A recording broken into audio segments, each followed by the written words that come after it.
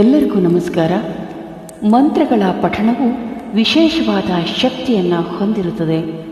ಕೆಲವೊಂದು ಮಂತ್ರಗಳ ಪಠಣಕ್ಕೆ ಸಂತೋಷವನ್ನು, ಶಾಂತಿಯನ್ನು ಮತ್ತು ಅದೃಷ್ಟವನ್ನು ತರುವ ಶಕ್ತಿ ಇದೆ, ಕರುಣಿಸುವ ಶಕ್ತಿ ಇದೆ.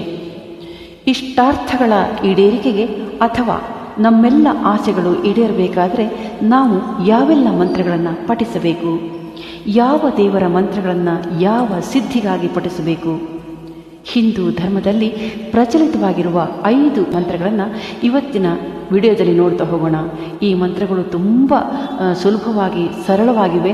ಸೊ ಇವು ಯಾವ್ಯಾವ ಮಂತ್ರಗಳನ್ನು ಅನ್ನೋದನ್ನು ನೋಡುತ್ತಾ ಹೋಗೋಣ. ಅದಕ್ಕೂ ಮೊದಲು ನಾವು ಪೂಜೆಯನ್ನು ಮಾಡೋದಕ್ಕೆ ಎಷ್ಟು ಆದ್ಯತೆಯನ್ನು ನೀಡ್ತೇವೆಯೋ ಅಷ್ಟೇ ಆದ್ಯತೆಯನ್ನು ಮಂತ್ರಗಳ ಪಠಣಕ್ಕೂ ಕೂಡ ನೀಡ್ತೀವಿ ಅಲ್ವಾ?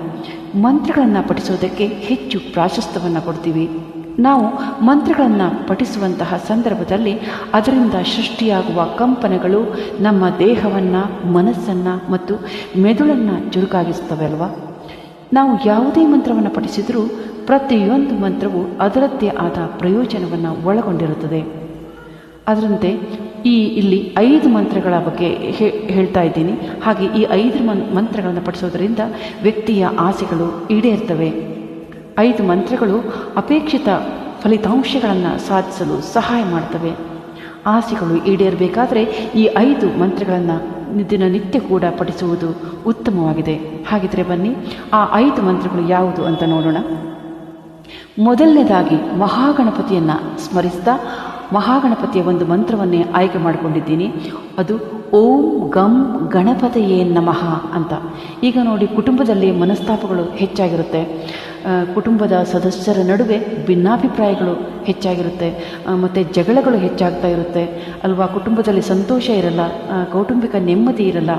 ಸೊ ಇಂಥ ಸಮಯದಲ್ಲಿ ನಾವು ಕೌಟುಂಬಿಕ ಸಂತೋಷವನ್ನು ಪಡೆದುಕೊಳ್ಳಲು ಅಥವಾ ಕುಟುಂಬದ ಸಮಸ್ಯೆಗಳಿಂದ ಮುಕ್ತಿಯನ್ನು ಪಡೆದುಕೊಳ್ಳಲು, ಹಾಗೆ ನಮ್ಮ ಪ್ರತಿನಿತ್ಯದ ಜೀವನದಲ್ಲಿ ಎದುರಾಗುವಂತಹ ಎಲ್ಲ ಅಡೆತಡೆಗಳಿಂದ ಮುಕ್ತಿಯನ್ನು ಪಡೆಯೋದಕ್ಕಾಗಿ ಗಣಪತಿಯ ಈ ಮಂತ್ರವನ್ನು ಪಠಿಸುವುದು ಅತ್ಯಂತ ಶುಭಕರವಾಗಿದೆ. ಈ ಥರ ಕೌಟುಂಬಿಕ ಸಮಸ್ಯೆಯಲ್ಲಿ ಸಿಲುಕಿಕೊಂಡವರು ಪಠಿಸಲೇಬೇಕು. ಈ ಒಂದು ಮಂತ್ರದ ಪಠಣವು ಕುಟುಂಬ ಜೀವನವನ್ನು ಸುಧಾರಿಸ್ತಾ ಹೋಗುತ್ತೆ ಅನ್ನೋ ನಂಬಿಕೆ ಮೊದಲಿನಿಂದಲೂ ಬಂದಿದೆ. ಸೊ ಕೌಟುಂಬಿಕ ನೆಮ್ಮದಿಗಾಗಿ ನಾವು ಈ ಸುಲಭ ಮತ್ತು ಸರಳವಾದ ಮಂತ್ರವನ್ನು ಪಠಿಸುವುದು ತುಂಬ ಅತ್ಯುತ್ತಮ ಅಂತ ನಂಬಿಕೆ ಇದೆ, ನಂಬಲಾಗಿದೆ. ಇನ್ನು ಎರಡನೇದಾಗಿ ಓಂ ನಮೋ ನಾರಾಯಣ ಅಥವಾ ಶ್ರೀಮನ್ನಾರಾಯಣ ಹರಿ ಹರಿ. ನಮ್ಮ ಜೀವನದಲ್ಲಿ ಸಂತೋಷ ಮತ್ತು ಸಮೃದ್ಧಿ ಸಾಧಿಸಬೇಕಾದರೆ, ಸಮೃದ್ಧಿ ಮತ್ತು ಸಂತೋಷ ನಮಗೆ ಸಿಗಬೇಕಾದರೆ ವಿಷ್ಣು ಮಂತ್ರಗಳನ್ನು ಪಠಿಸುವುದು ತುಂಬಾ ಒಳ್ಳೆಯದು.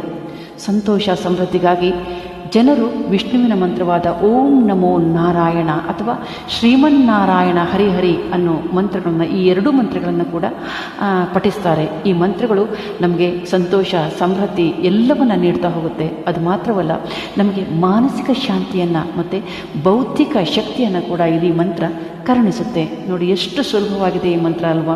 ಓಂ ನಮೋ ನಾರಾಯಣ ಅಥವಾ ಶ್ರೀಮನ್ನಾರಾಯಣ ಹರಿಹರಿ ಅನ್ನೋದು ತುಂಬ ಸುಲಭವಾದ ಮಂತ್ರ. ಇದು ನಮಗೆ ಸುಖ, ಶಾಂತಿ, ಮಾನಸಿಕ ನೆಮ್ಮದಿಯನ್ನು ಕೂಡ ನೀಡುತ್ತೆ. ಸೊ ಇದನ್ನು ನಾವು ದಿನವೂ ಕೂಡ ಪಠಿಸಬಹುದಾಗಿದೆ.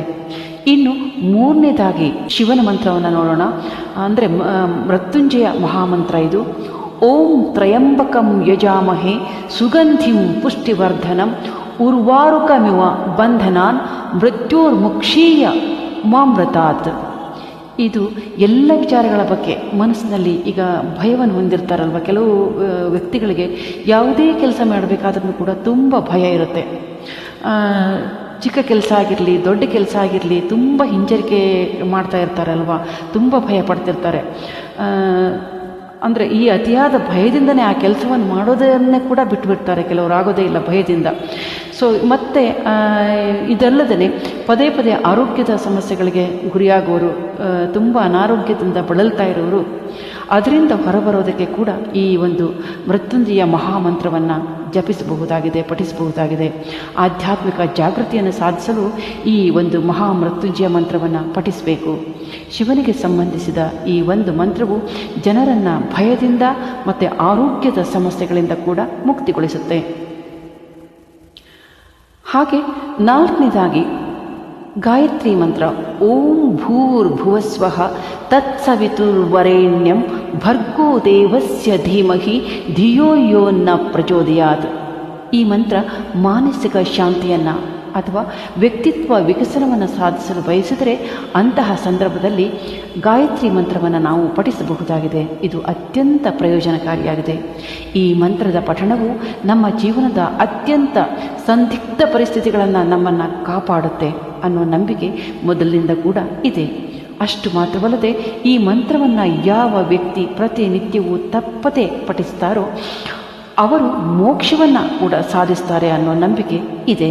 ಸೊ ಗಾಯತ್ರಿ ಮಂತ್ರವನ್ನು ಪಠಿಸೋದು ಕೂಡ ತುಂಬ ಒಳ್ಳೆಯದು. ಇದು ಕೂಡ ತುಂಬ ಸುಲಭವಾಗಿದೆ. ಇನ್ನು ಮತ್ತೊಂದು ಶಿವನ ಮಂತ್ರ, ತುಂಬ ಸರಳವಾದ ಮಂತ್ರ ಇದು. ಓಂ ನಮಃ ಶಿವಾಯ. ಇದೊಂದು ಶಿವನಿಗೆ ಸಮರ್ಪಿತವಾದ ಅತ್ಯಂತ ಚಿಕ್ಕ ಮಂತ್ರವಾಗಿದೆ, ಅತೀ ಪುಟ್ಟ ಮಂತ್ರವಾಗಿದೆ. ಹಾಗೂ ಇದಕ್ಕೆ ಅತ್ಯಂತ ಅದ್ಭುತ ಶಕ್ತಿ ಇದೆ ಅಂತಲೇ ಹೇಳ್ಬೋದು. ಈ ಮಂತ್ರ 5 ಅಕ್ಷರಗಳನ್ನು ಹೊಂದಿರೋದ್ರಿಂದ ಇದನ್ನು ಶಿವ ಪಂಚಾಕ್ಷರಿ ಮಂತ್ರ ಅಂತ ಕೂಡ ಕರೆಯಲಾಗುತ್ತೆ. ಈ ಒಂದು ಶಿವ ಮಂತ್ರವನ್ನು ಪಠಿಸೋದ್ರಿಂದ ವ್ಯಕ್ತಿಯು ತನ್ನೆಲ್ಲ ಚಿಂತೆಗಳಿಂದ ಮುಕ್ತಿಯನ್ನು ಪಡೆದುಕೊಳ್ತಾನೆ.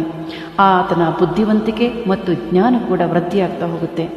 ಅಲ್ಲದೆ ನಾವು ಈ ಒಂದು ಮಂತ್ರವನ್ನು ನಿಯಮಿತವಾಗಿ ಪಠಿಸೋದ್ರಿಂದ ನಮ್ಮೆಲ್ಲ ಆಸೆಗಳು ಕೂಡ ಈಡೇರುತ್ತೆ. ಇದು ಖಂಡಿತ. ಶಿವನ ಭಕ್ತರು ಯಾರ್ಯಾರಿದ್ದೀರಾ ಅವರಿಗೆಲ್ಲರಿಗೂ ಗೊತ್ತಿದೆ ಓಂ ನಮಃ ಶಿವಾಯ ಅನ್ನೋ ಮಂತ್ರದಲ್ಲಿ ಎಷ್ಟು ಶಕ್ತಿ ಇದೆ ಅಂತ. ಸೊ ಇದನ್ನು ಕೂಡ ನಿತ್ಯವೂ ಕೂಡ ನಾವು ಪಠಿಸಬಹುದಾಗಿದೆ. ಈ ಮೇಲೆ ಹೇಳಲಾದ 5 ಮಂತ್ರಗಳನ್ನು ನಾವು ಸರಿಯಾದ ರೀತಿಯಲ್ಲಿ ವಿಧಿ ವಿಧಾನಗಳ ಮೂಲಕ ಪಠಿಸಿದಾಗ ಮಾತ್ರ ಅದು ನಮಗೆ ಪ್ರಯೋಜನಕಾರಿಯಾಗಿರುತ್ತದೆ. ಆದರೆ ಈ ಮಂತ್ರಗಳನ್ನು ಪಠಿಸುವುದು ಹೇಗೆ ಎಂಬುದು ಅನೇಕರಿಗೆ ಗೊತ್ತಿಲ್ಲ ಅಲ್ವಾ. ನಾವು ಈ ಮಂತ್ರಗಳನ್ನು ನಿರ್ದಿಷ್ಟ ಸಮಯದಲ್ಲೇ ಪಠಿಸಬೇಕು. ಒಂದು ನಿರ್ದಿಷ್ಟವಾದ ಸಮಯವನ್ನು ಇದಕ್ಕೋಸ್ಕರ ಮೀಸಲಿಡಬೇಕು. ಆ ಸಮಯದಲ್ಲೇ ನಾವು ಈ ಮಂತ್ರವನ್ನು ಪಠಿಸಬೇಕಾಗುತ್ತೆ.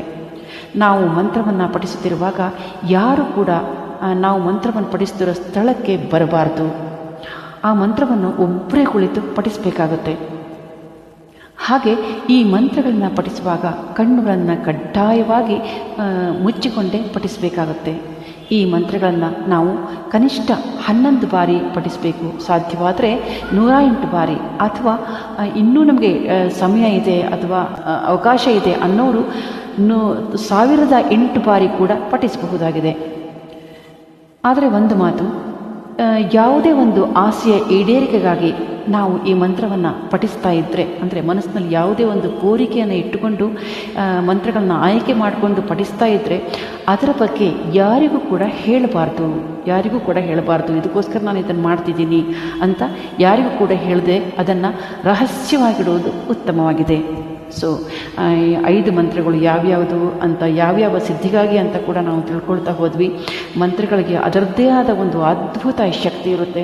ಸೊ ಪವರ್ಫುಲ್ ಮಂತ್ರಗಳಿವು 5 ಅಂತ ಹೇಳ್ತಾ, ಎಲ್ಲರೂ ಜೀವನದಲ್ಲಿ ಸಾಧ್ಯವಾದ ಎಷ್ಟು ಸಾಧ್ಯವಾಗುತ್ತೋ ಅಷ್ಟು ಮಂತ್ರಗಳನ್ನು ಪಠಿಸಿ ಧನ್ಯರಾಗೋಣ ಅಂತ ಹೇಳ್ತಾ, thank you so much for watching. ಧನ್ಯವಾದಗಳು.